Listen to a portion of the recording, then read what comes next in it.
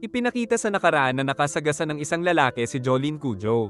Patuloy ang pagdadabog ni Jolene habang nasa kulungan kaya nainis si Hermes na tinanong kung ano ang problema. Mahinang sinabi ni Jolene na nais niya nang mamatay dahil sa kahihiyan dahil nahuli siya ng isang bantay na naggigitara ng pechay. Natuwa ang ibang preso sa narinig at tinukso pa siya ni Hermes. Kwento ni Jolene na ginanahan kasi siya kagabi nang makita ang romantic na sinag ng buwan kaya di na daw siya nakatiis. Ngunit di niya namalayan na pinapanood na daw pala siya ng pinakabatang prison guard na parang namangha pa daw sa napanood na exhibition na kanyang ginawa. Tinutukso pa siya ni Hermes kaya itinaga ng bida sa bato na di na siya kailanman magigitara. Pinagtawanan siya ng isa pang preso na sinaway ni Hermes. Saka pinakita ang tatak ni Jolene na isa sa mga joestar. Dumating ang mga pulis para ilipat sila sa ibang kulungan. Tinanong ni Hermes kung ano ang kaso niya at sagot ni Jolene na siya ay inosente. Sinabi ng attorney na mahihirapan na siyang makalaya dahil meron na rin siyang mga record ng pagnanakaw. Giit ni Jolene na dapat siyang ipagtanggol nito dahil binabayaran nila ang kanyang serbisyo. Binigay sa kanya ang mga bagay na ipinadala ng ina.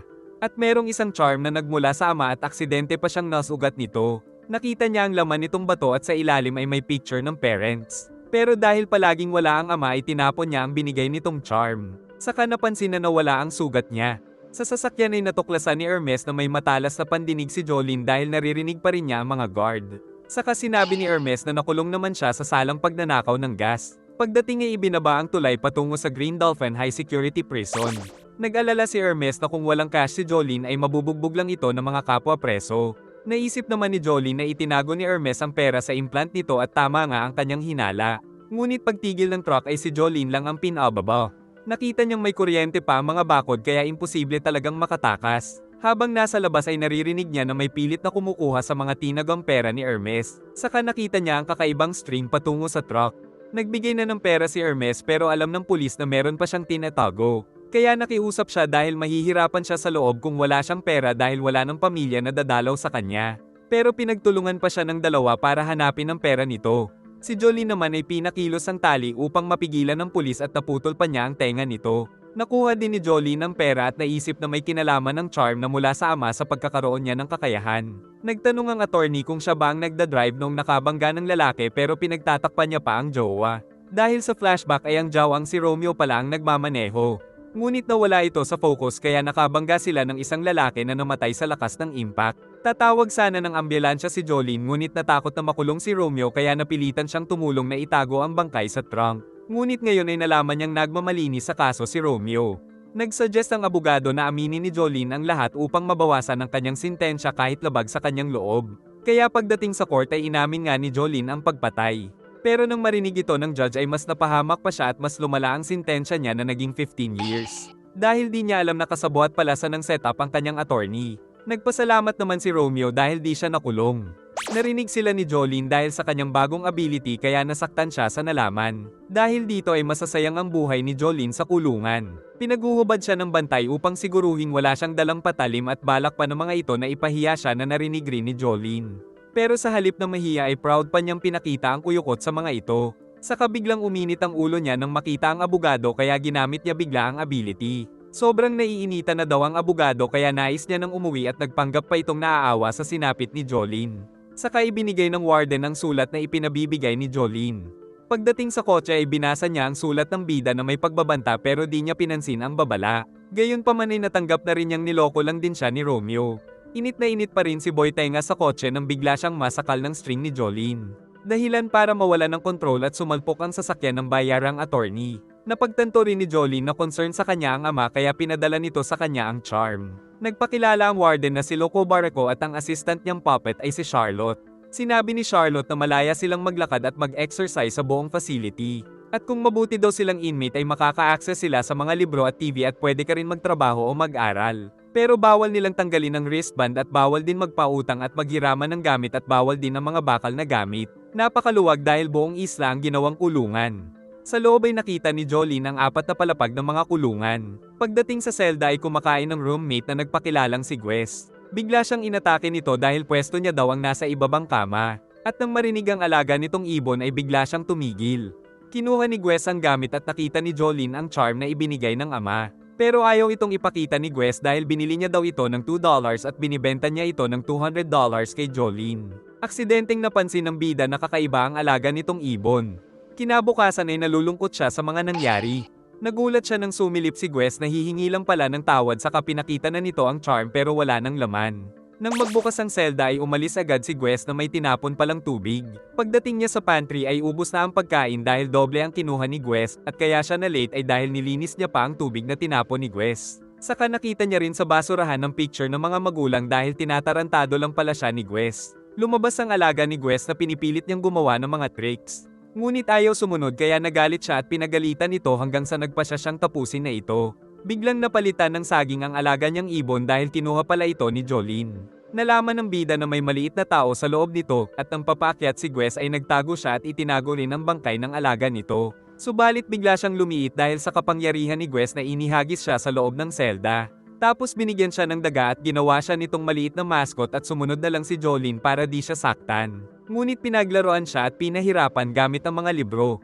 Kaso nahuli siyang nangdadaya para di madaganan. Kaya itinapon siya at pinag-utos na magtungo sa control room para buksan ang mga lock. Pero merong kamera kaya pala siya pinasuot ng pang-disguise. Nang makuha ni Gwes ang atensyon ng guard ay sinamantala ni Jolene na lumusot. Ngunit di niya alam ang patungo sa control room at meron pang nakatutok na cam at ang masama ay lumalaki siya dahil malayo na siya kay Gwes at naging alerto ang mga bantay sa naririnig. Upang di makita ay tinapon niya ang kape ng bantay at sinamantala niya ang pagkakataon para makabalik ngunit sinusundan siya ng isang stand at tinamaan siya nito sa balikat. Nagawa naman niya itong may tali kaso nakatakas din kalaunan, kaya pinilit niyang makalusot ngunit di pa rin siya nito tinitigilan at bago makatakas ay tinamaan pa siya nito. Nakakapit ito sa kanya at bago siya makagat ay bigla itong tumalsik pero muli itong sumugod kaya sinuntok ito ng sariling stand na first time niya palang makita ang anyo. Nahuli niya rin ang kalaban kaya nagmakaawa si Gwes dahil ayaw niya daw masapok. Natrap pala si Jolene kaya pinaliit siya nito upang makaalis. Saka kinukuha niya ang charm at nalaman din ng bida na si Hermes ang nagbenta nito kay Gwes. Inihulog nito ang charm at bigla siya nitong tinulak sa kabila. At saka pinalaki upang makita siya ng bantay na nag-alarm at pinagtawanan pa siya ni Gwes. Pero pinaglalamog ni Jolene ang kanyang mukha upang maging maamong tupa. Kaya pagdating ng mga guard ay wala na si Jolene dahil natakot sa kanya si Gwes. Puno ng benda ang katawan ni Gwes habang pinagmamasdan ni Jolene ang picture ng mga magulang. Nag-iisip din siyang tumakas doon pero nais niya munang malaman ang mga kakaibang nangyayari sa loob. May umutang sa kanya ng barya dahil naiwan daw nito ang coin sa selda na pinahiram naman niya. At nang gagamitin niya ang kabila ay inunahan pa siya ng isang matagal ng preso. Pero binenta lang din nito ang slot niya sa isa pang preso. Nagbabala si Gwes na delikado ang magpautang dahil kukursunadahin na siya ng iba pang preso katulad ng isang kawawang preso doon. Tinuro ni Gwes ang babae na alam niyang walang planong magbayad. Lumapit si Jolene para maningil at ang ibang mga preso ay iniisip na may bago na naman silang mabubuli. Ngunit may nilagay pala si Jolene sa kape nito kaya agad na kumulo ang tiyan at tumakbo sa CR pero nasa loob pala si Jolene para pahirapan siya. Dahil dito ay napilitan ng babae na magbayad ng $10 para papasukin niya sa CR. At pinakita niya sa ibang preso na siya pang nakadilihensya. Sinabihan niya rin ng kawawang babae na siya ang sumunod na gumamit ng CR dahil mamaya ay magmamakaawa ring makapag-CR ang kanyang bully at kailangan niya ring gamitin ang pagkakataon para mabawi ang pera niya. Habang palabas ng library ay nakita niya ang bola ng isang bata. Sinabi ng bata na merong bibisita sa kanya kinabukasan pero wag siyang makipagkita kung ayaw niyang may masamang mangyari. Nagtataka siya kung ba't may bata doon nang pinalo ng bantay ang kanyang kamay at umulit pa ito sa kanyang leeg kaya nawalan siya ng malay. Binalita ng isang pulis sa isang presong bulag na darating kinabukasan ng bisitang hinihintay niya at binayaran nito ang pulis para sa impormasyon. Kinabukasan ay sinabi ng guard na dumating na ang kanyang bisita at umasa siyang sana ay nanay niya ito. Bago pa niya makita ang dalaw ay dumating na naman ang bata na sinabing wag na siyang tumuloy upang maiwasan na masangkot siya sa mga kababalaghang nagaganap. Pero ayaw magpaawat ni Jolene dahil miss niya na ang ina kaya binigyan na lang siya ng bata ng isang buto na magsisilbi daw niyang proteksyon. Ngunit nalaman niyang tatay niya pala ang bisita na tinanong kung natanggap niya ang charm. Pero mas nais pa niyang bumalik sa loob kaya binanata niya ang guard kaso napalakas ang suntok. Giit ni Jotaro na ang gumawa ng plano para makulong siya ay si John Gallier dahil ito ang nagtapo ng lalaki sa sinasakyan niyang kotse. Ang guard ang napagbuntunan niya dahil sa nalaman saka tinanong kung ano ba ang atraso niya kay John. Pinaupo siya ng ama at sinabing may galit kasi ito sa kanilang bloodline na Joestar dahil pinatay ni Jotaro si Dio. Balak na rin na ilabas ni Jotaro ang anak kahit labag ito sa batas. Ngayon pa lang din nalaman ni Jolene na meron ding stand ang ama. Pero galit pa rin si Jolene dahil palagi itong wala. Napansin niyang wala na ang posas at napansin ni Jotaro na nagbago ang brand ng sigarilyo ng guard kaya pinalayo niya sa pinto si Jolene pero tinamaan pa rin ito kaya ginamit niya agad ang time stop. Ngunit ligtas naman pala ang anak dahil sa stand nito. Nakita nila ang bala ng sniper at naisip na tina-target na sila ni John Gallier.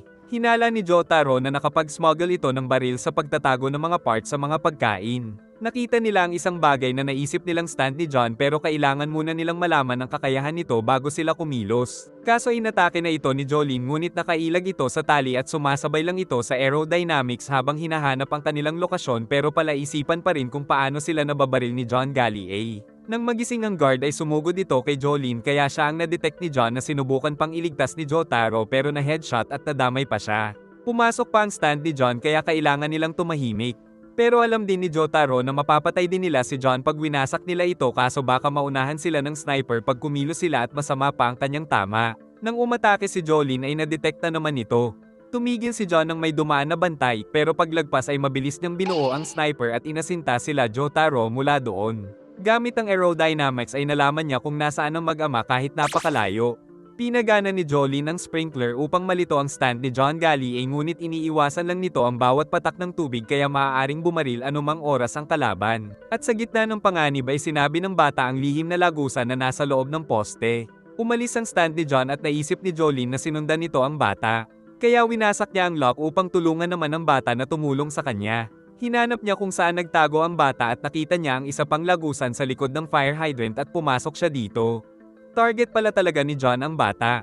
Nagalit ang prison guard dahil nakasilip na si Jotaro sa kulungan pero bigla itong naglaho gamit ang time stop.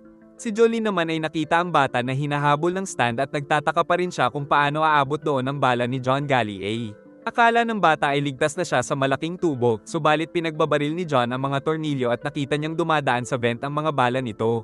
Naputol ni John ang pipe dahil sobrang accurate pala ng sensor ni John kahit napakalayo. Nilagyan ito ng net ni Jolene upang maapektuhan ang aerodynamics. Ngunit siya ang naging target ni John kaya siya ang binaril nito na dumaan sa vent at bumanda sa stand patungo sa ulo niya. Pero di ito tumama dahil winasak ni Jolene ang pipe na naglalabas ng gas upang magulo ang aerodynamics. Kaya nahuli niya ito at nasuntok ng ubod ng lakas na naramdaman ng sniper. Bumaba si Jolene at tinanong kung ano ang binigay sa kanyang buto na tumusok sa kanyang kamay pero ayaw sabihin ng bata saka dumating si Jotaro. Nakita ni Jolene na nandoon na si John kaya agad siyang nagtago ngunit naisip ni Jotaro na malabo ito dahil napakalayo at magkahiwalay ang kulungan ng mga lalaki at babae.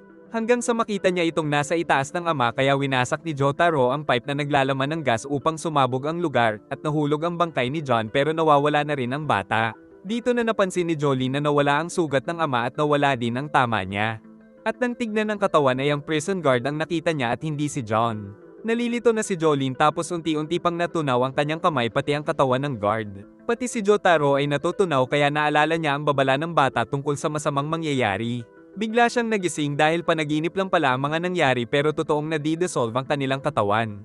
Alam niyang totoo din ang bata dahil ang binigay nito ang tumusok sa kanya para siya ay magising. Ngunit kailangan niya pang magising ang ama para makaligtas sila kaso nang hihina na siya kaya ginamit niya ang lahat ng natitirang lakas.